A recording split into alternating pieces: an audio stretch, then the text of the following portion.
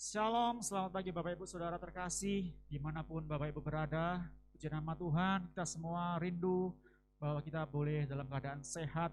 Puji nama Tuhan. Berikut akan saya sampaikan untuk pengumuman ibadah minggu sepekan. Di hari Sabtu buat kaum muda, kaum mudi akan dilakukan ibadah online pukul 6:30 sore. Diharapkan kaum muda, kaum mudi boleh mengikutinya dengan baik. Terima kasih. Kemudian untuk hari Minggu ada ibadah raya online pukul 6:30 pagi yang akan ditayangkan di channel YouTube GBT Lumajang. Dan pukul 9 pagi akan ada ibadah online untuk sekolah minggu. Mari buat anak sekolah minggu, mereka biar tidak lupa dengan firman Tuhan, mereka tetap bertatap muka dengan guru, dengan teman-teman yang lainnya, ajak mereka untuk ibadah sekolah minggu. Puji nama Tuhan. Untuk persembahan Bapak Ibu boleh mentransfer melalui Bank BCA, yaitu atas nama GBT Lumajang di rekening 1251937 Demikian pengumuman yang bisa saya sampaikan. Tetap sehat. Terima kasih, Tuhan Yesus memberkati. Amin. Shalom. Kita Shalom. ketemu lagi di dalam kasih Tuhan Yesus. Kita masih ada di dalam Agustus kemerdekaan Indonesia. Biarlah pada pagi hari ini kita minta kepada Tuhan, kita mohon belas kasihan Tuhan, supaya Tuhan memberikan kesembuhan, memberikan kemuliaan bagi negara dan bangsa Indonesia ini. Sehingga bangsa Indonesia ini bisa terselesaikan oleh penyakit corona ini, sehingga kita boleh bebas kembali di dalam memuji, memuliakan nama Tuhan secara onsite. Puji nama Tuhan. Terima kasih Tuhan, kembali kami datang kepadamu, kami mohon belas kasihan-Mu, kami mohon lawatan-Mu bagi bangsa kami, bangsa Indonesia ini Bapa. Pulihkan bangsa kami, sembuhkan bangsa kami Bapa, sehingga tersembuhkan dari penyakit corona ini, sehingga kami boleh menyembah Engkau, boleh memuliakan Engkau secara onsite lagi. Kami boleh memuliakan nama-Mu kembali ya Bapa. Terima kasih Tuhan, terima kasih. Kami serahkan ibadah kami pada pagi hari ini hanya di dalam nama Tuhan Yesus kami mengucap syukur. Haleluya. Amin. Puji nama Tuhan. Sekali lagi kita pekikan sorak kemerdekaan. Merdeka. Merdeka. Haleluya. Yesus Tuhan yang layak ditinggikan.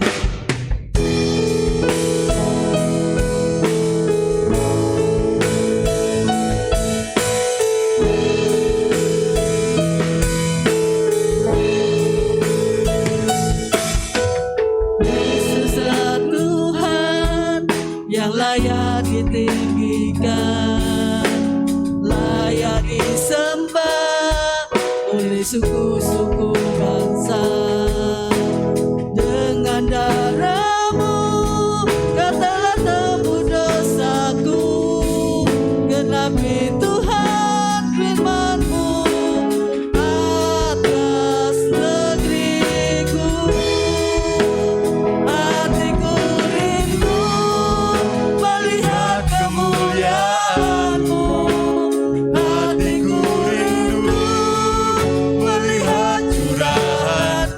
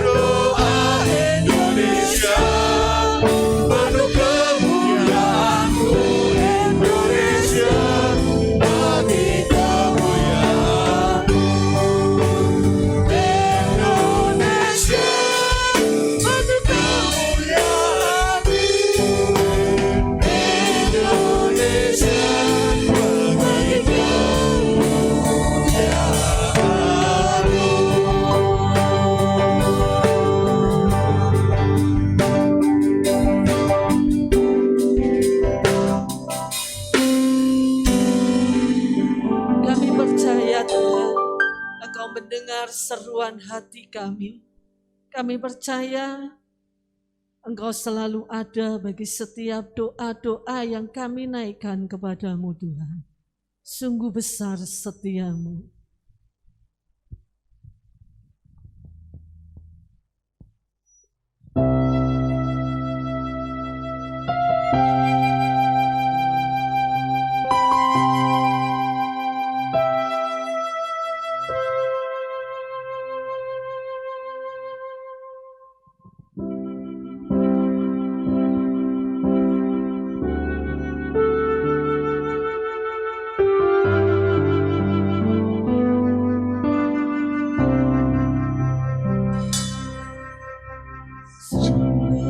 Besar setiamu,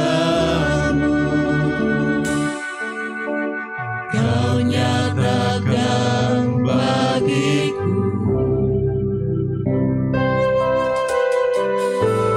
Kau Bapa yang selalu mengerti isi hatiku. Kemuliaan-Mu Kau janjikan, aku tetap percaya,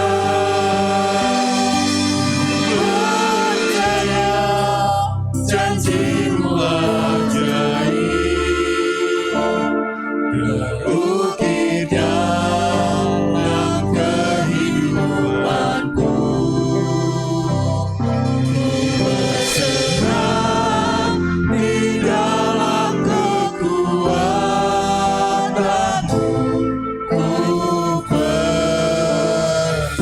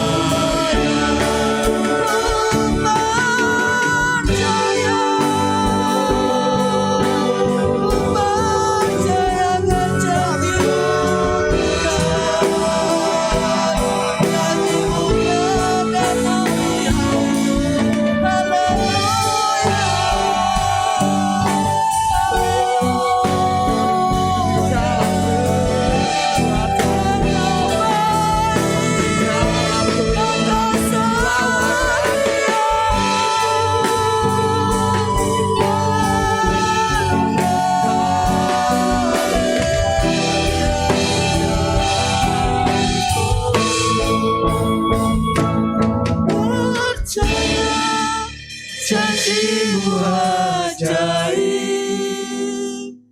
terukir dalam kehidupanku. Ku berserah di dalam kekuatan-Mu, hanya Kau segalanya bagiku. Percaya janji-Mu ajaib terukir dalam kehidupanku.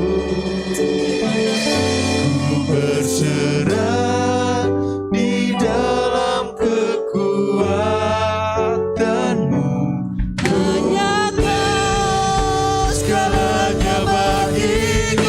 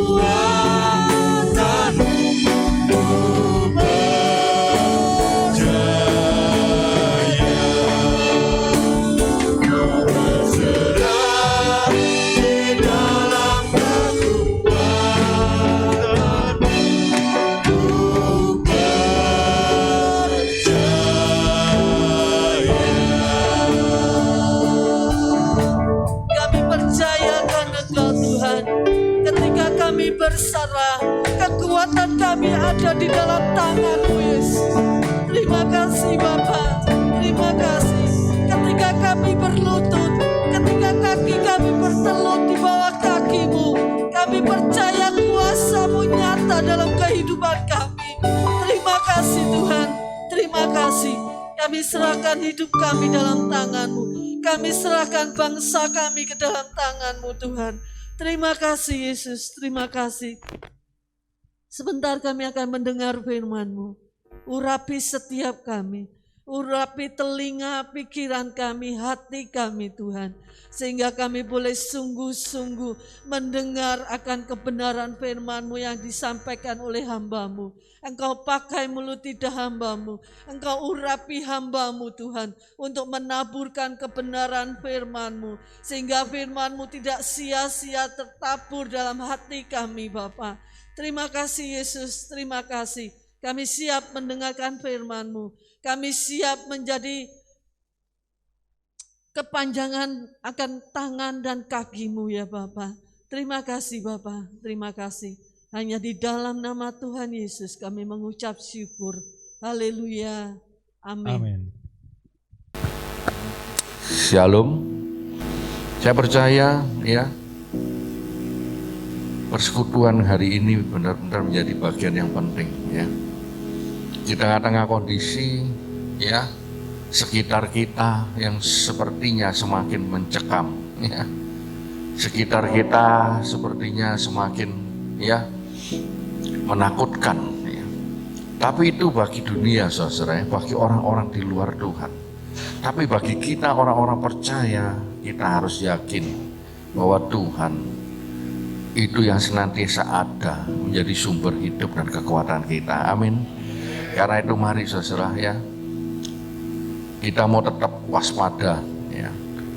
Kita datang kepada Tuhan dengan ya perlengkapan prokes yang sudah kita siapkan bersama ya, supaya kita boleh tetap waspada. Saudara sekalian ya, sebagai orang percaya dan anak-anak Tuhan, kita harus benar-benar ya mempunyai ya keyakinan yang mantap bahwa kita semua sebagai orang percaya ini adalah benar-benar ya menjadi milik Tuhan. Orang-orang yang benar-benar ya ditentukan dan dipilih oleh Tuhan sebagai miliknya. Ya, karena itu kita harus punya keyakinan yang positif dan mantap, ya. Tidak hanya asal-asalan atau sekedarnya saja, tapi kita harus memposisikan diri kita bahwa memang, ya, saya adalah orang-orang menjadi milik Tuhan yang sejati, ya. Bukan hanya Kristen, tapi orang yang menjadi milik Tuhan Yesus yang sejati. Ya, saudara sekalian, ya. Saudara, misalnya begini, ya. Kalau ada, ya, seseorang, ya, membeli sebuah HP, ya, dari katakanlah si C membeli HP dari si A, ya. Kemudian si C harus membayar sejumlah nilai HP itu, ya. Setelah HP itu dibayar, maka HP itu menjadi milik daripada si C, ya. Si A sudah tidak punya hak lagi atas HP itu, ya. Tapi seandainya pada saat yang bersamaan, ya, setelah dibayar oleh si C, ada si D, ya. Si D juga kepingin HP itu dan dia, ya, menawar kepada si A, ya. Si A ngitung-ngitung, wah, kalau tak jual ke si D kayaknya lebih banyak ini untungnya, ya. Tapi barang itu sudah dibayar oleh si C. Apakah bisa si A menjual kepada si D? Ya. Nah, kalau itu terjadi, maka itu dikatakan sebagai suatu bentuk penipuan, ya. A menipu kepada B untuk menjual kepada si D, ya.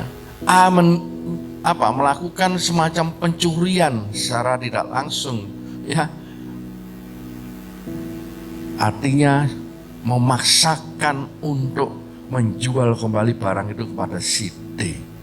Saudara sekalian, inilah sebabnya, ya, saat ini kita harus yakin dan percaya bahwa banyak orang-orang yang bersikap seperti si A ini, ya, yang tidak menyadari bahwa apa yang telah dilakukannya itu adalah suatu tindakan yang salah, yang tentunya kalau ini dilanjut kepada, ya, ranah hukum, tentunya si A ini akan kena sanksi hukuman, ya, karena dia sudah melakukan tindak kesalahan, yaitu mencuri atau, ya, memaksakan untuk menjual kepada orang lain, ya. Nah, saudara sekalian, tindakan penipuan ini yang seringkali terjadi juga dalam hal rohani anak-anak Tuhan, ya. Kepada siapa?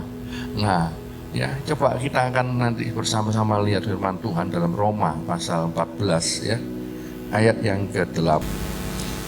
1, 2, 3. Jika kita hidup untuk Tuhan, dan jika kita mati untuk Tuhan. Jadi baik hidup kita milik Tuhan. Amin. Kenapa dikatakan bahwa kalau kita mau hidup, ya hidup untuk Tuhan, mati juga mati untuk Tuhan, ya. Tapi saat ini banyak yang terjadi adalah anak-anak Tuhan tidak menyadari hidup ini untuk siapa, ya. Anak-anak Tuhan saat ini di akhir zaman, terutama di tengah pandemi ini, ya, hidup hanya untuk dirinya sendiri, memikirkan dirinya sendiri, bahkan, ya, mencari keuntungan di tengah-tengah kondisi hidup yang serba susah, bahkan sulit seperti saat ini, menguasai hidup orang lain, ya. Bahkan itu terjadi juga kepada anak-anak Tuhan. Kalau orang dunia, ya, bisa dimaklumi mungkin, ya, karena orang tidak kenal Tuhan. Tapi banyak orang kenal Tuhan pun juga melakukan hal-hal seperti orang dunia ini. Sepertinya hidup ini hanya untuk menyenangkan dirinya sendiri. Hidup ini sepertinya hanya untuk kepentingan, keperluan dirinya sendiri saja, ya. Mengabaikan, ya, kebutuhan orang lain yang sangat mendesak bahkan. Terutama dalam hal apa saat ini yang paling menguntungkan itu ya, orang-orang pedagang obat, ya toh? Pedagang alat-alat kesehatan. Ini bagi mereka sangat menguntungkan banget ya. Karena apa, saudara? Di kesempatan ini mereka dapat melakukan hal-hal yang seringkali ya tidak ada perikemanusiaan sama sekali. Ya. Kalau saya dengar cerita ya, Desember 2020 harga tabung oksigen plus regulatornya itu hanya 300.000. Ya, saudara saya itu membeli itu Desember 2020 ya. Saat ini 1 bulan yang lalu, satu tabung kecil itu ya, 1 meter itu dengan regulatornya seharga 2.850, 2.850. Coba saja berapa kali lipat naiknya, hampir 10 kali lipat misalnya. Nah, dalam waktu rentan setengah tahun di tengah pandemi. Dan lebih hebatnya lagi selama ya 2-3 minggu setelah 2.850 harga itu melambung lagi menjadi 6 juta. Saudara, orang lain membutuhkan ini untuk menyambung hidupnya. Ya, mereka membutuhkan ini untuk apa? Hidupnya orang lain, tapi semakin ditekan dan dipermainkan oleh orang-orang yang memang ya mencari keuntungan untuk dirinya sendiri, mementingkan hidupnya sendiri. Kalau kita lihat firman Tuhan dalam Roma 14 ini bicara tentang penghakiman. Ya. Jangan kamu menghakimi saudaramu yang lain. Ya. Perikop parsal daripada 14 ini. Ya, tentang makanan, tentang hari-hari. Tetapi saat ini bukan hanya tentang makanan secara jasmani, tapi tentang bagaimana ya kebutuhan untuk hidup seseorang. Ya, ini sudah dipermainkan. Ini orang selalu sepertinya menghakimi orang lain dengan cara dia sendiri, seenaknya dia. Ya.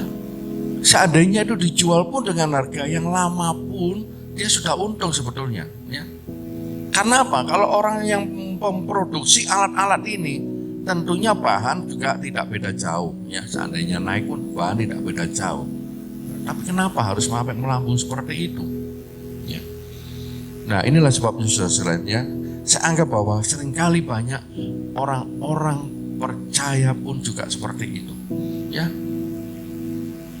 Obat juga begitu, karena obat ini sangat langka, tidak ada lagi di tempat lain, banyak apotek tidak sedia. Ya, ada apotek yang menjual dengan harga melambung. Ya, butuhnya cuma 5 biji saja, tapi harus beli satu paket, satu pak itu, ya, seharga 1 juta lebih. Padahal satu biji cuma ya 30-40 ribu, sebetulnya tidak sampai sebegitu ya, karena kebutuhan saat ini bisa melambung naik sebegitu tingginya. Ya. Semua ini mempermainkan harga-harga ini saudara ya, karena kebutuhan orang akan hidup untuk menyambung hidupnya.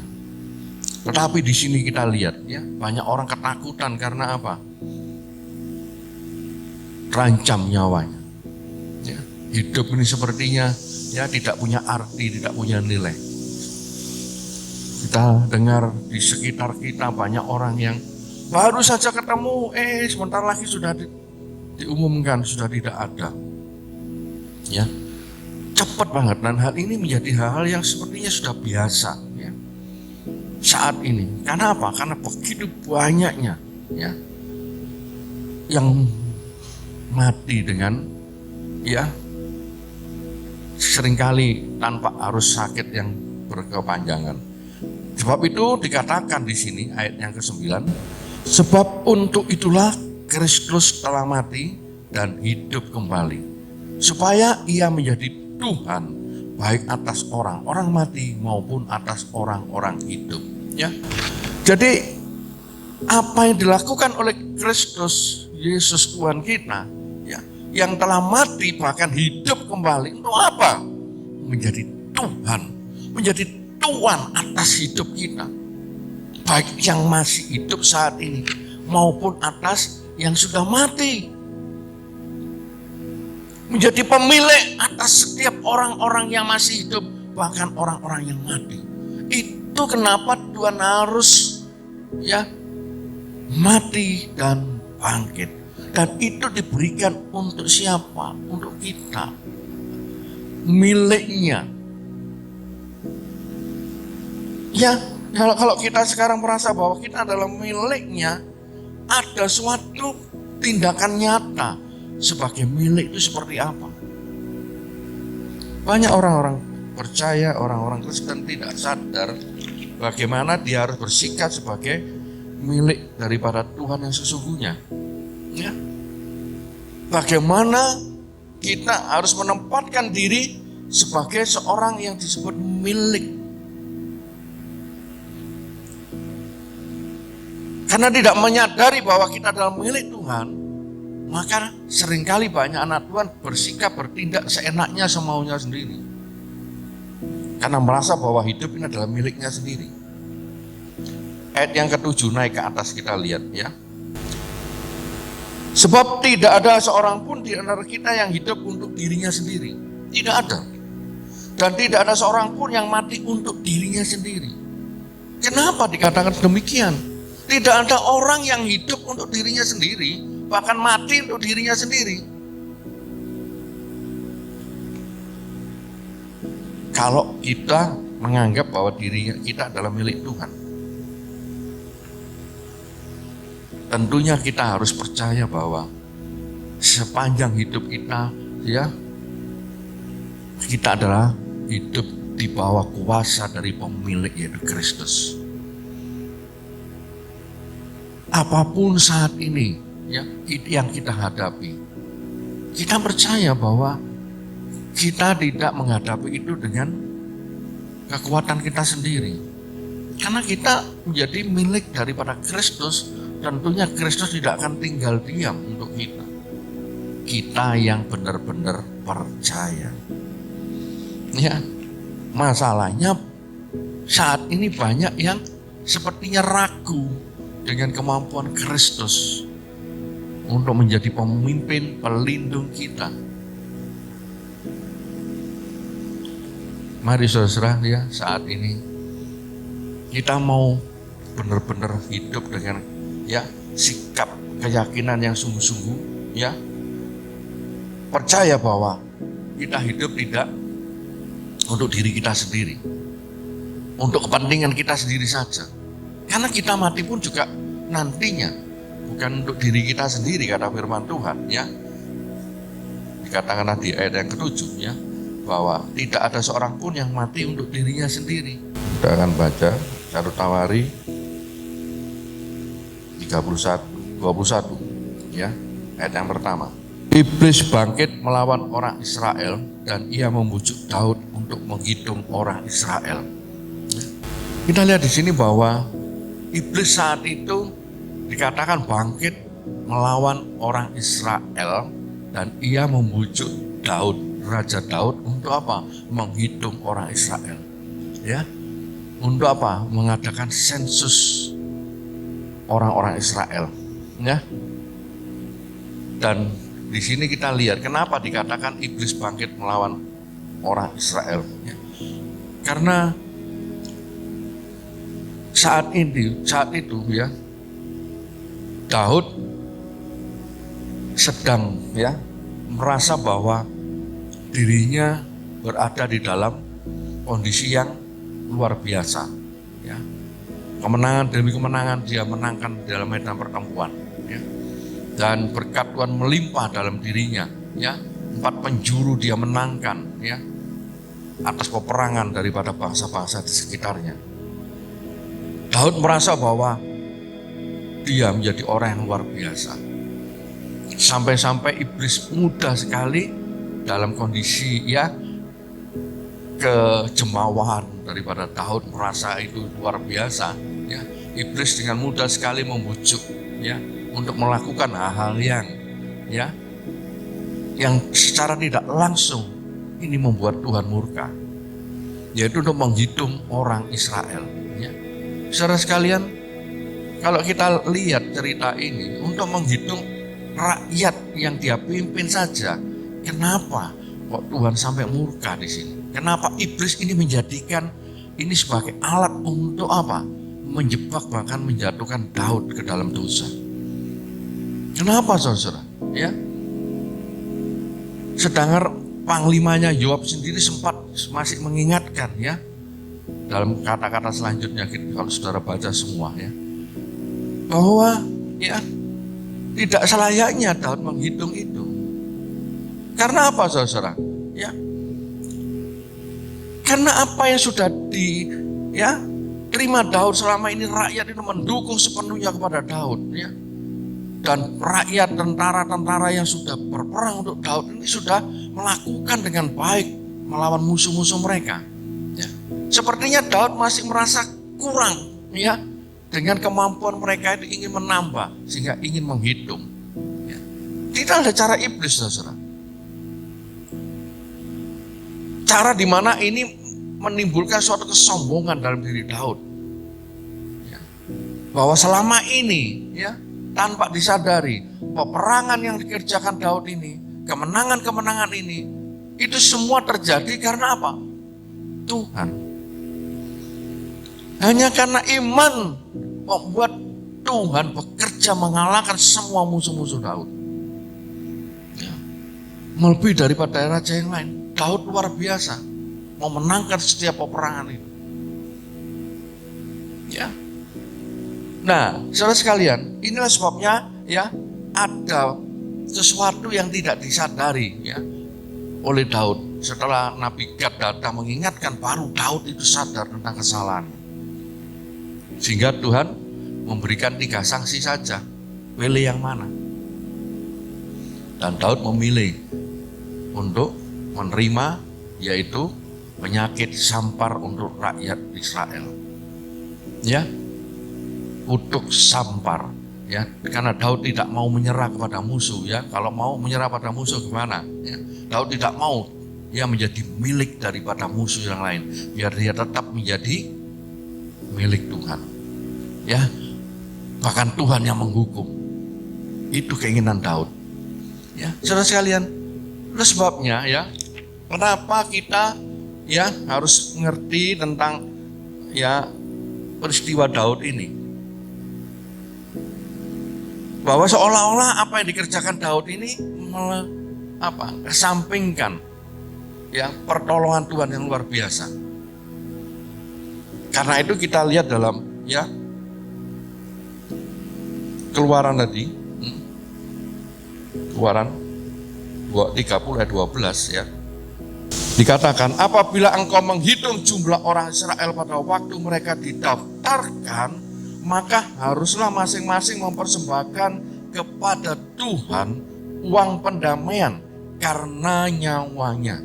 Pada waktu orang mendaftarkan mereka, supaya jangan ada tulah di antara mereka pada waktu pendaftaran itu. Saudara sekalian, ya, ini firman Tuhan yang dilupakan oleh Daud. Bahwa rakyat Israel itu adalah milik Tuhan. Umat Tuhan adalah milik Tuhan, bukan milik Daud. Ada ya kebiasaan dan tradisi kepercayaan pada saat itu bahwa ya orang itu boleh menghitung kalau itu adalah miliknya. Kalau bukan miliknya dia tidak boleh menghitung. Ya.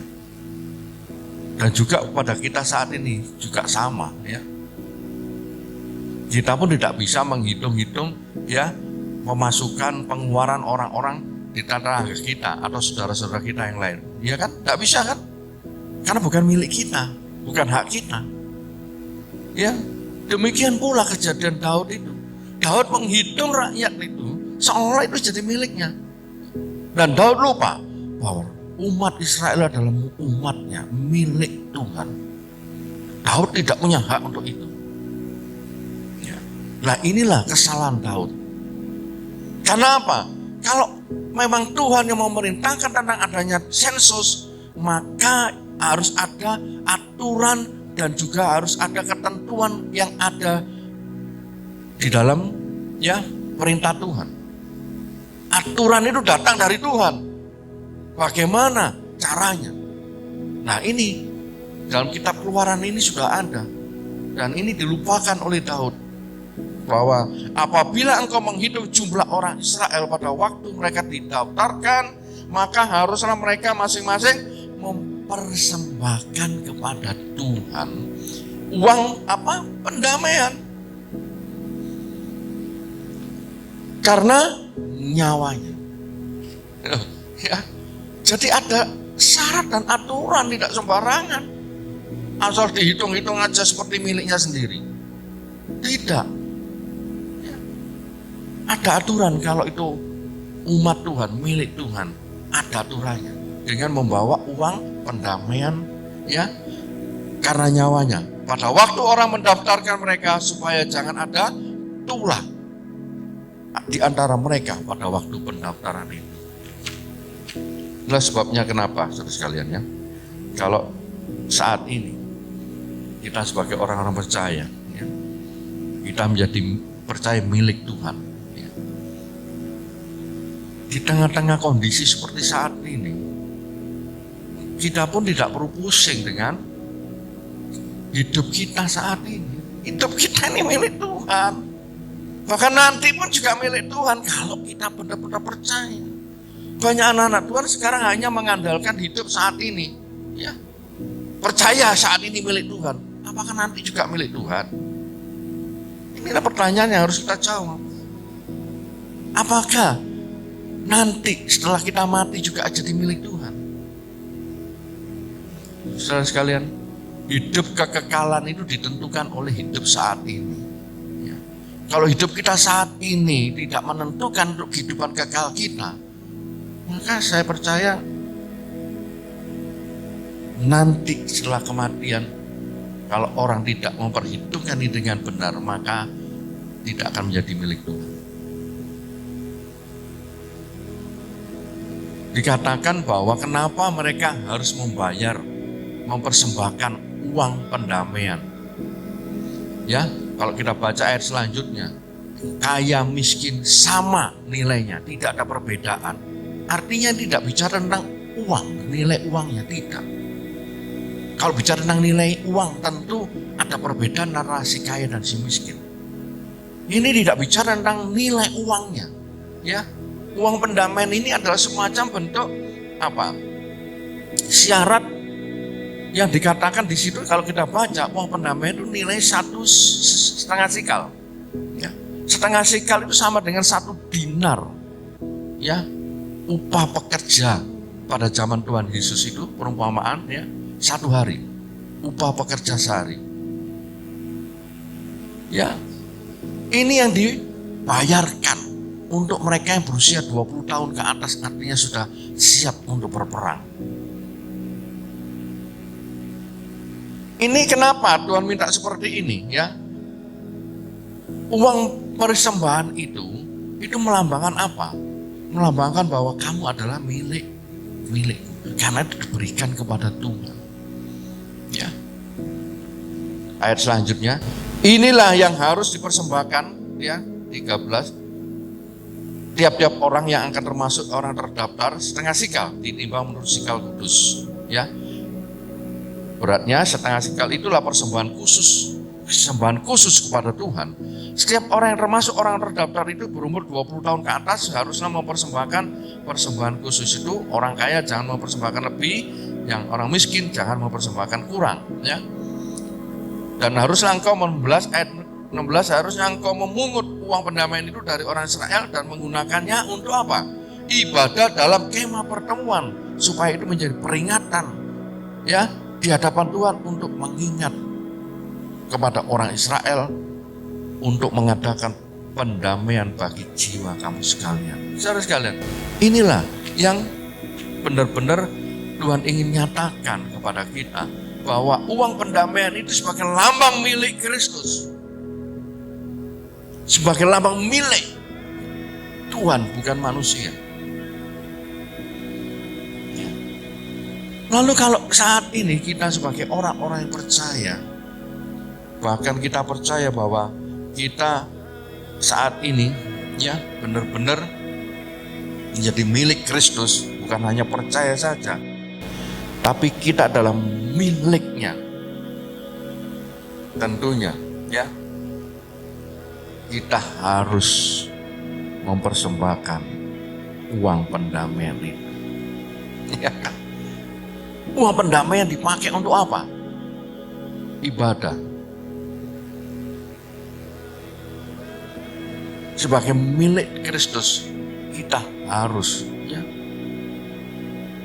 percaya, penuh keberanian dan keyakinan bahwa dengan ya korban persembahan uang pendamaian ini, korban saudara. Saudara datang ke tempat ini korban saudara. Saudara datang bersekutu dengan Tuhan itu adalah korban saudara sekalian. Kita bersama-sama ya, mendengarkan setiap perkataan Tuhan, ini adalah korban waktu kita. Ya. Ini yang harus kita berikan. 1 hari. 1 dinar itu 1 hari. Bukan 1 jam. Ya, setengah sekal itu 1 dinar, 1 hari. Lalu bagaimana tiap hari kita, sehari-hari kita? Ya, berapa jam kita berikan kepada Tuhan sebagai pengakuan kita adalah miliknya. Beberapa saat mungkin ya, hanya beberapa saat saja kita mungkin memberikan waktu kita pada Tuhan. Mari kita ubah, ya kita ubah. Tidak hanya beberapa saat, tapi beberapa waktu, bahkan jam kita berikan kepada Tuhan. Ya. Dunia boleh bergolak dengan pandemi ini, tapi kita tetap penuh kekuatan. Karena apa? Karena uang pendamaian itu ya masih terus ada dalam hidup kita sebagai orang percaya, sebagai milik Kristus. Kita harus punya uang pendamaian itu. Untuk apa dikatakan tadi? Untuk Tuhan mengingat umatnya. Kalau tidak ada pendamaian, bagaimana? Kita milik siapa? Ya kan? Milik siapa? Sebenarnya Tuhan tidak ingin uang kita kan? Karena secara jasmani. Tidak. Ya. Seberapa sih milik uang yang kita miliki? Saat ini saya dengar juga ya, beberapa orang-orang kaya ya, sampai harus berobat menggunakan jet pribadi, akhirnya toh tidak tertolong. Uang bukan segala-galanya ya. Untuk nyawa bukan segala-galanya ya. Tapi kita yang percaya bahwa kita saat ini adalah orang-orang yang menjadi milik Tuhan. Kita harus bangga menjadi orang yang menjadi milik Tuhan. Ya. Karena saya lihat banyak orang-orang Kristen tidak punya kebanggaan sebagai milik Kristus. Ya. Bahkan menjadi orang Kristen saja itu hanya identitas di KTP saja daripada tidak beragama. Ya kan? Orang Kristen tapi karena keturunan. Ya, bukan karena apa? Karena iman dan pengalaman pribadi dengan Tuhan. Ya, sepertinya Kristus memilih kita orang-orang percaya seringkali tidak ada ya hebatnya, tidak ada dahsyatnya. Sehingga tidak pernah membawa uang pendamaian itu. Tidak membawa bentuk daripada milik Kristus itu. Karena itu mari saat ini ya, kita mau mempersembahkan hidup kita sepenuhnya ya. Bukan lagi untuk hal-hal yang ya bersifat pribadi kita ya, mementingkan kebutuhan kita, mencari keselamatan diri kita sendiri. Halo, ya, hidup kita di tangan Tuhan, bukan di tangan kita, saudara. Ya. Orang mungkin seringkali berusaha dengan segala upaya, dengan jabatannya mungkin, dengan kekayaannya, untuk apa? Menyelamatkan nyawanya, hidupnya. Tapi ya, yang terjadi kenyataan, ya,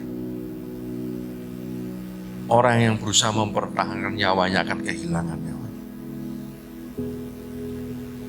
Tapi percayalah ya, bahwa kita hidup saat ini karena kita adalah milik Kristus.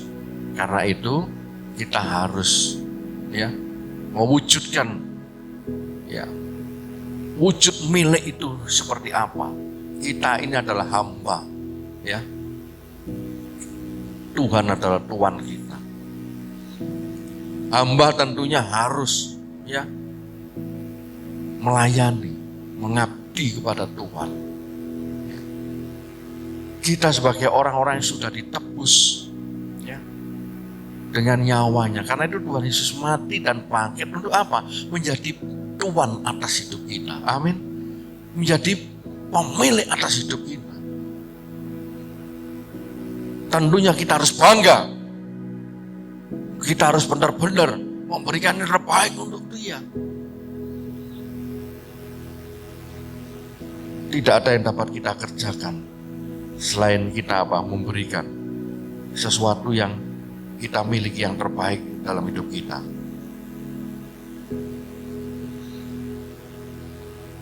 Saudara sekalian, ya, kalau tadi saya sampaikan tentang Daud, ya, bahwa Daud ini diperdaya oleh iblis karena apa?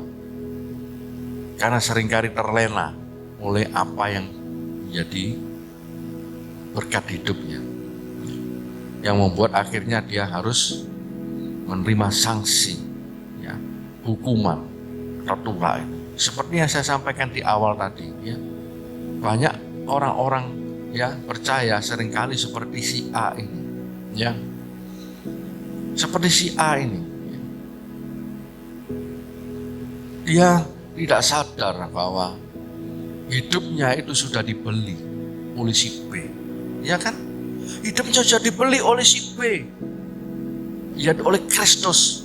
HP si A sudah dibeli oleh si B. Artinya bahwa kita ini sudah dijual dan dibeli dengan harga yang mahal dan lunas oleh Kristus. Dan tidak selayaknya kita mencari kepentingan hidup kita ini dengan apa? Menipu Tuhan. Ya, sepertinya dia sebagai orang Kristen, tetapi sikap dan tindakan hidupnya tidak mencerminkan sebagai milik Kristus. Ya. Dia merasa dalam dunia ini sebagai milik Kristus sepertinya, tapi hidupnya tidak mencerminkan hidup milik yang sesungguhnya, yaitu hidup kekal yang disiapkan oleh Tuhan. Oleh sebab itu mari saudara sekalian ya, saat ini kalau kita percaya sebagai orang milik Kristus, ya, ada uang pendamaian, ya, yaitu setengah sikal, 1 dinar, 1 hari, ya, yang harus kita berikan kepada Tuhan dalam hidup kita. Karena hidup kita bukanlah kita lagi, tapi Kristus yang ada dalam diri kita. Amin. Hidupku bukannya aku lagi, tapi Kristus. Karena Kristus yang sudah menjadi ya Tuhan atas hidup kita. Dan kita harus bangga punya Tuhan, yaitu Kristus, Tuhan Yesus. Amin. Kita harus bangga. Kalau kita bangga tentu ada tindakan yang nyata menyenangkan Tuhan. Ya. Semua pasti akan mati, tidak ada yang tetap hidup. Ya.